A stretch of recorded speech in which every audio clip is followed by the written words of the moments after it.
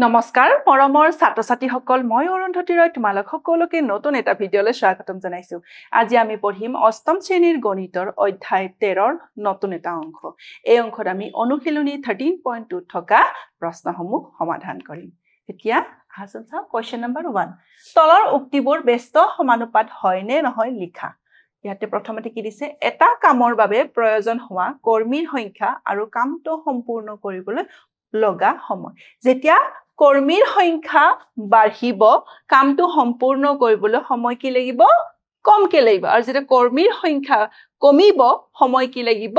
বেছি লাগিব গতিকে এটো কি হয় এটা ব্যস্ত সমানুপাত নেক্সট এটা নিৰ্দিষ্ট দূৰত্ব অতিক্ৰম কৰিবলৈ এখন গাড়ীৰ গতিবেগ আৰু লগা সময় যেতিয়া গাড়ীৰ গতিবেগ বাঢ়ি যায় সময় কি আমাৰ কমকে লাগে আৰু যেতিয়া গাড়ীৰ গতিবেগ কম হয় আমাৰ সময় বেছিকে লাগে গতিকে ইয়াত এটো কি হয় ব্যস্ত সমানুপাত হয় এতিয়া নেক্সট খেতি কৰা মাটিৰ কালি আৰু উৎপাদন কৰা শস্য এটা খেতিৰ মাটিৰ যদি আমাৰ ডাঙৰ হয় ইয়াত কি হ'ব উৎপাদন কৰা শস্য কি হ'ব বেছি হ'ব যেতিয়া মাটি কম হ'ব তেতিয়া উৎপাদন কৰা শস্য কি হ'ব কম হ'ব গতিকে এটো কি হয় এটো প্ৰত্যক্ষ সমানুপাত হয় এটো ব্যস্ত সমানুপাত নহয় এতিয়া নেক্সট প্ৰশ্নলৈ আহিছো কোৱেশ্চন নম্বৰ 2 এখন গাঁৱৰ ৰাইজে ৰাজহুৱা পুখুৰী এটা খন্দাৰ সিদ্ধান্ত ললে 30 জন গয়াই যদি 35 দিনত পুখুৰীটো খান্দিব পাৰে তেন্তে 210 জন গয়াই কিমান দিনত সেই কামটো কৰিব ইয়াতে পুখুৰীটো খান্দতে 30 জন মানুহ আছিল পিছত আমাক কি কৈছে কিমান জন মানুহ লব দিছে 210 জন তেতিয়া সেই কামটো কৰিবলৈ কিমান দিন সময় লাগিব এতিয়া ধৰা হল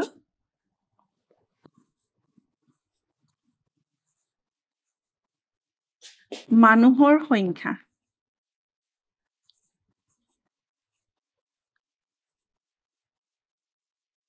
x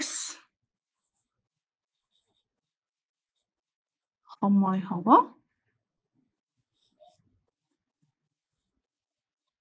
y যেতিয়া মানুহৰ সংখ্যা বাঢ়িব তেতিয়া সেই কামটো কৰিবলৈ সময় কি হয় কম লাগিব গতিকে এই ক্ষেত্ৰত আমি কি ক'ব পাৰো ইয়াতে x আৰু y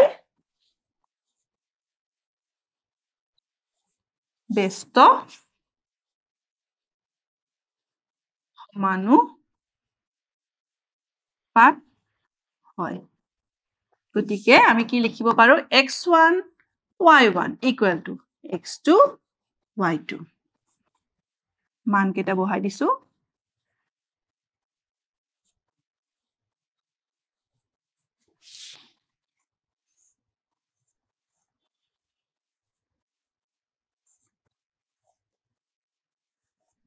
y2 ৰ মান উলিয়াব দিছে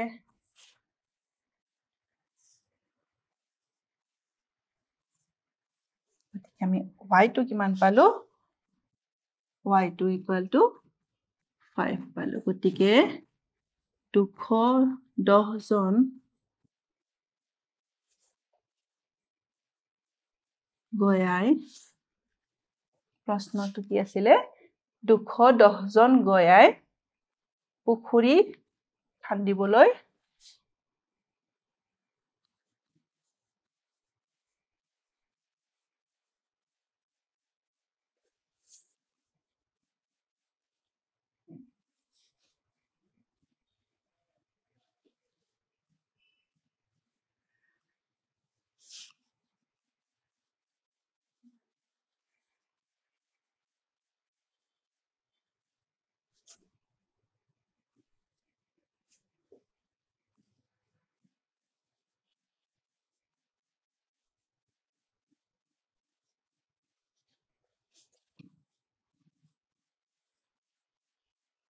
জন গয়াই পুখুৰীটো খান্দিবলৈ সময় লাগিব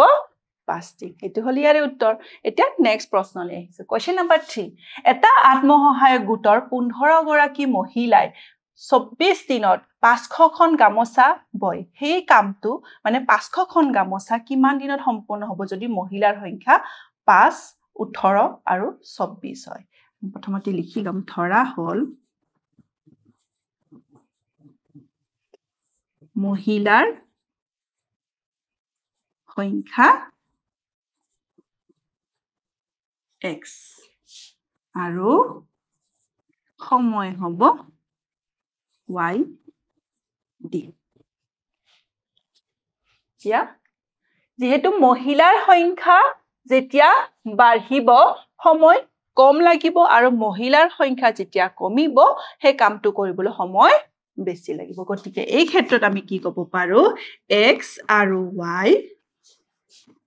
ব্যস্ত সমানুপাত হয় গতিকে x1 y1 equal to x2 y2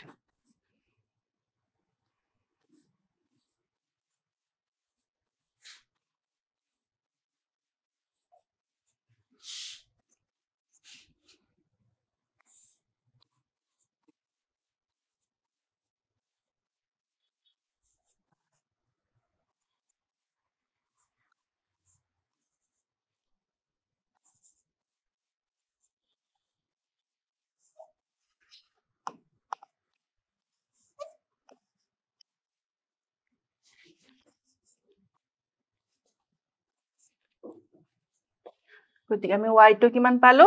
72 মানে পাঁচ গৰাকী মহিলাই যদি 500খন গামোচা বব লাগে কিমান দিন লাগিব 72 বাই 72 দিন সময় লাগিব এতিয়া next x1 y1 equal to x3 y3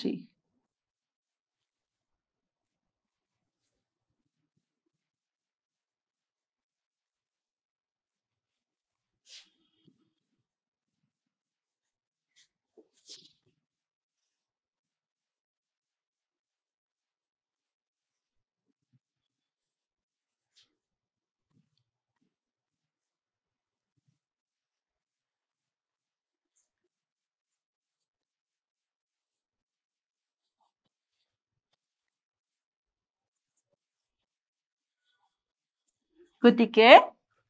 18 গৰাকী মহিলাই যদি গামোচাটো বয় তেতিয়া হলে আমাৰ সময় কিমান লাগিব 20 দিন নেক্সট আমি কিমান উলিয়াব লাগিব 24 গৰাকী মহিলাই কিমান দিনত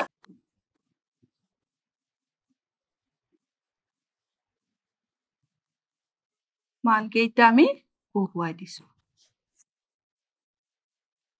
আমাক y4 ৰ মান উলিয়াব দিছে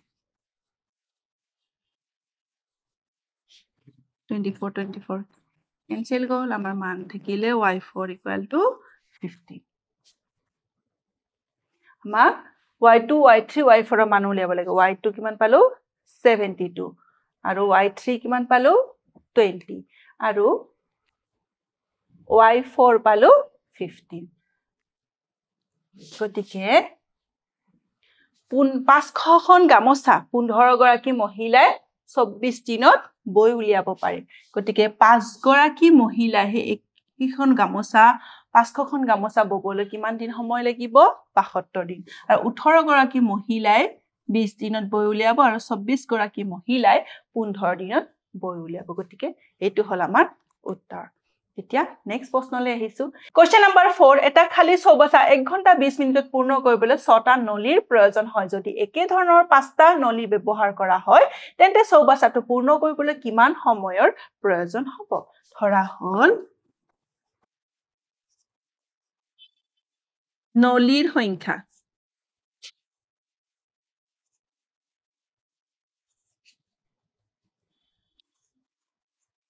আৰু সময় y ঘণ্টা ইয়াতে 1 ঘণ্টা 20 মিনিটক আমি কি কৰিম মিনিটলৈ কনভাৰ্ট কৰিম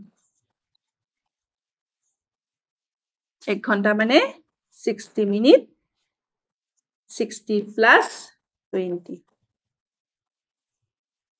equal to 80 মিনিট 1 ঘণ্টা 20 মিনিট মানে কিমান 80 মিনিট সো এটা নলীৰ সংখ্যা বাঢ়িলে সময় কম লাগিব আৰু নলীৰ সংখ্যা কমিলে সময় বেছি লাগিব গতিকে ইয়াতে আমি কি ক'ব পাৰো ইয়াতে x আৰু y ব্যস্ত সমানুপাত x আৰু y ব্যস্ত সমানুপাত হয় গতিকে x1 y1 equal to x2 y2 6 into 80 5 into y2 6 into 80 by 5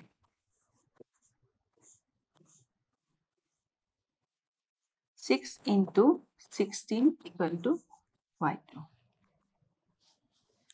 it was 96 equal to y2 গতিকে আমাৰ প্ৰশ্নত কি দিছিলে পাঁচটা নলী ব্যৱহাৰ কৰিলে চৌবাচ্চাটো পূৰ্ণ হ'বলৈ কিমান সময় লাগিব 96 মিনিট এতিয়া 96 মিনিট আমি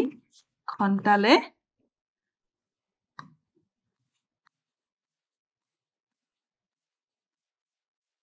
কনভাৰ্ট কৰিম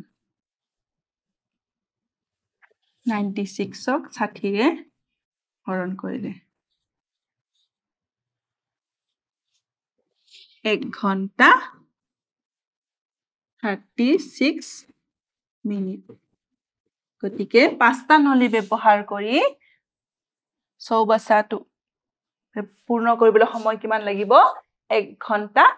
36 মিনিট এতিয়া নেক্সট প্ৰশ্নলৈ আহিছো কোৱেশ্চন নম্বৰ 5 4 কিলোমিটাৰ দীঘল মথাউৰি এটা 42 দিনত 120 জন মানুহে বান্ধিব পাৰে সেই মথাউৰিটো 30 দিনত সম্পূৰ্ণ কৰিবলৈ কিমান মানুহৰ প্ৰয়োজন হ'ব ধৰা হ'ল মানুহৰ সংখ্যা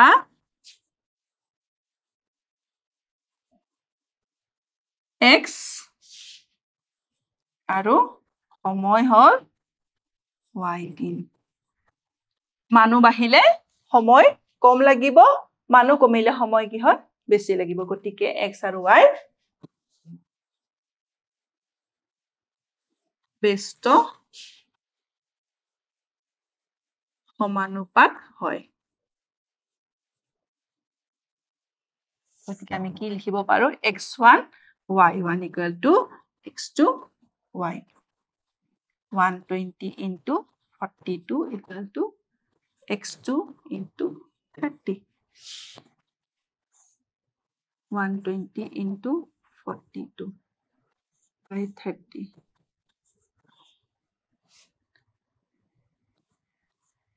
3 4 गुण 12 4 into 42 equal to x2 168 গতিকে 30 দিনত মথাউৰিটো সম্পূৰ্ণ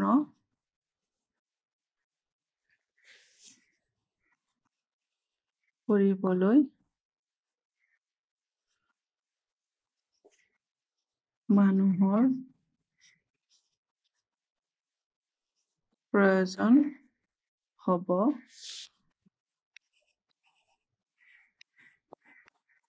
168 জন এতিয়া নেক্সট প্ৰশ্নলৈ আহিছো যি উপাৰ্জনেৰে ছজনীয়া পৰিয়াল এটাই 42 দিন চলিব পাৰে পৰিয়ালটোত এজন সদস্য বাহিলে সেই উপাৰ্জনেৰে কিমান দিন চলিব পাৰিব গতিকে ধৰা হ'ল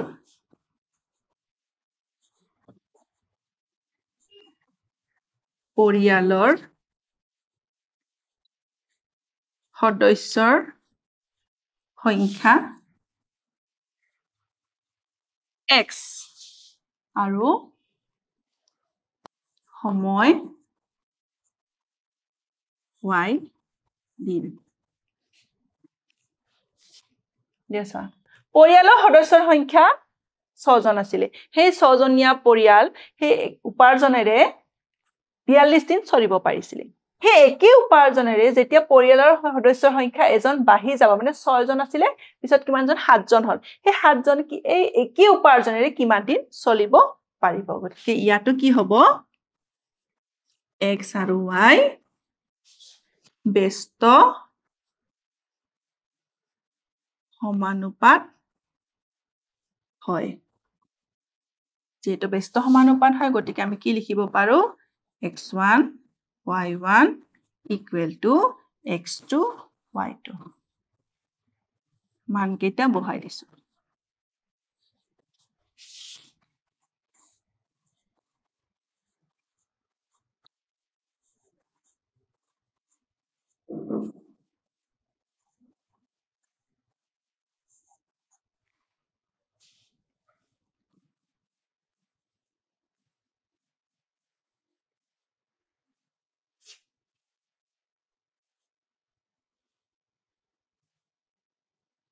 গতিকে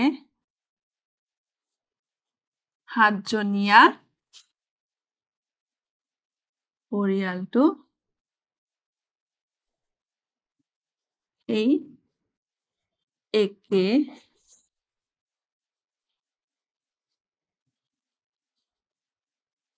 একে উপাৰ্জনেৰে 36 দিন চলিব পাৰিব এটো হল ইয়াৰে উত্তৰ আজিৰ অংকত আমি একেটা প্ৰশ্ন সমাধান কৰিলো বাকি থকা প্ৰশ্নবোৰ আমি পৰৱৰ্তী অংকত সমাধান কৰিম ধন্যবাদ